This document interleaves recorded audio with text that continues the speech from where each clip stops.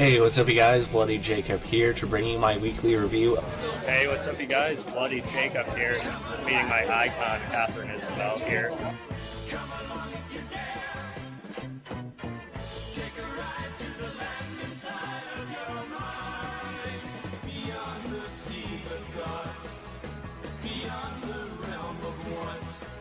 Across the streams of hopes and dreams where things are really not.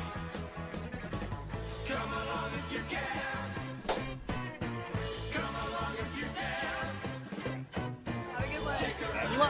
Cheers, guys. Side of your mind, but please realize you'll probably be surprised.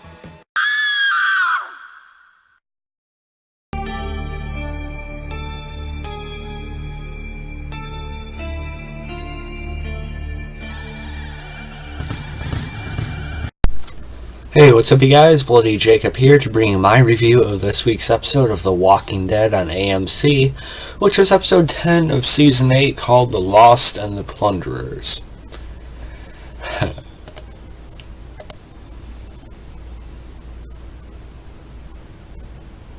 So yeah, great episode in my opinion, guys. I think this season is really finding some excellent footing here. I'm even going to go so far as to say at this point it's the best the show's been in a few seasons. And, I'm not one of those that hated Season 7. I like Season 7. I like Season 7 more than I did Season 6, and I didn't hate Season 6 either. But it's really finding a certain upswing here, I think. Either way, whether you've liked it for the past couple of years or not. Walking Dead's still easily maybe one of my 2 or 3 favorite shows of all time, and this is definitely helping me. This episode and how they handled Carl's death, I think, is really doing some favors for the show here. Sorry about my hair; it's kind of screwed up after work.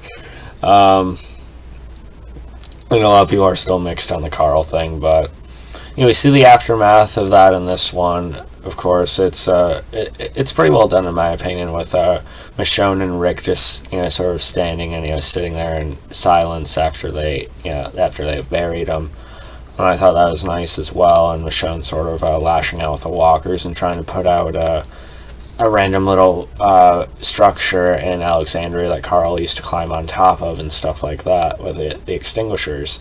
It appears a lot of walkers have overrun Alexandria at this point, so I guess they seemingly abandon it. I don't know if they're dropping the location entirely. I wouldn't think so, because they're still there in the comics as far as I know. So I don't think they'd. I don't know where they go at this point. Maybe they're just looking to regroup and then take it back later, clear it out once they get back with Daryl and the others or something. But either way, I like that. And they end up going to the junkyard, where we see that pretty much all of them are dead. And it kind of goes back and forth from a few different perspectives on this episode. I think it actually worked really well. We see Simon; he's coming a little bit unhinged under Negan's thumb. With Negan, still telling Simon, not to kill every single one of the garbage people. Kill one of them, the rest fall in line. Because despite everything, Negan, he still wants to kill as few people as possible. And this episode is a great Negan episode, by the way. This, along with the Father Gabriel episode earlier this season, have really taken the character in a direction I'm very excited for and very invested and compelled by. Jeffrey Dean Morgan is stringing some great performances right now, and I'm really happy with where they're going with the character and how much like the comics it seems to be at this point, as much as it can be anyway with Carl gone.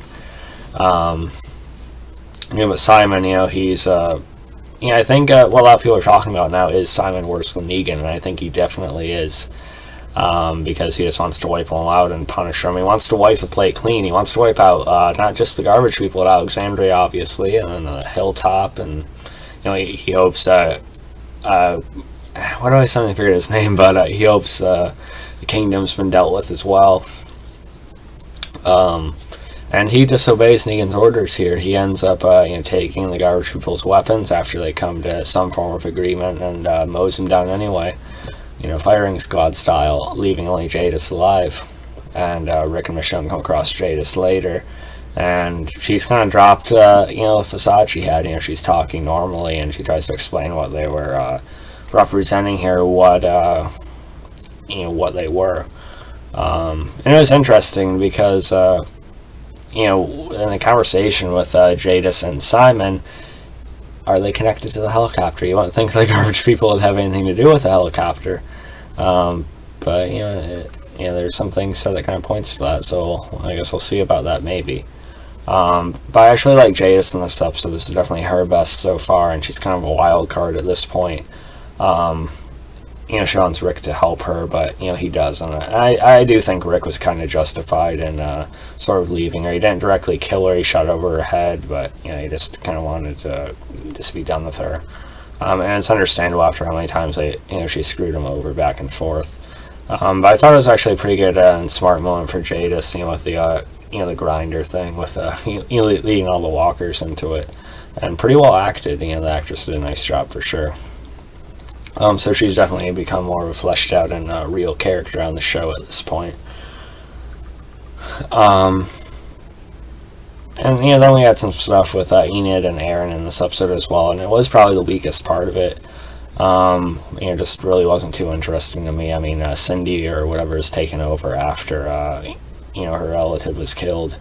Somewhat justifiably by Enid, but they're kind of paying for it now. But they do get to leave. Except Aaron decides to stay there and try to work more things out with them, and Enid heads back. So in the next episode we'll probably see Enid find out about what happened to Carl, which will definitely devastate her. But yeah, by far the highlight of the episode for me was Rick and Negan's conversation at the end over the walkie-talkies.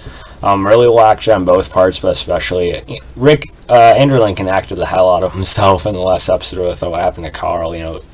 Incredible performance, and he did good here too, but the spotlight was definitely on what Negan had to say here and how Negan reacted, as Rick and Michonne see that Carl had also written a letter for Negan, and Rick lets Negan know about what happened to Carl, saying he's dead, and just you can see the regret and sort of the remorse or just sort of sorrow that Negan feels that Carl's gone, because he says that kid was our future. Anyway, he basically says how much he respected the kid and stuff like that, and he genuinely said he's sorry, and he seemed really worried that it was the grenades and his people that did something to cause his death, but Rick tells him it's the bite and everything, trying to help someone. But then Negan starts pointing the finger at Rick, saying this is kind of the course he set up. If he hadn't reacted the way he did this whole past season or whatever, or done what he's done lately to go against him, maybe this many people want to die, including Carl especially. And I didn't think I'd be saying this however long ago, but I think Negan in a way is actually kind of in the right here right now. I understand how Rick's feeling as well. He's still wanting to kill Negan at this point, but I really like how they're setting up for hopefully Rick to have mercy on Negan. I think that'd be the right way here. And it's really tying in nicely to seeing Negan and Carl's dream at the end of last week's episode as well. Negan had some points against Rick here, unfortunately. Both fortunately and unfortunately. I think Rick will kind of go the right way here at the end of the season. I think that's what it's going for. But I'm almost in ways on Negan's side at this point, and I hope Rick comes around to that as well. Or they find some kind of common ground, I don't know, or he spares him and Negan sort of gets to join him at some point. Who knows? But yeah, just really great, and just again, the little subtle, and just all of Jeffrey Dean Morgan's expression when he heard about Carl was just excellent. I think Negan's becoming such a well fleshed out character at this point. I think most fans should really be happy with that.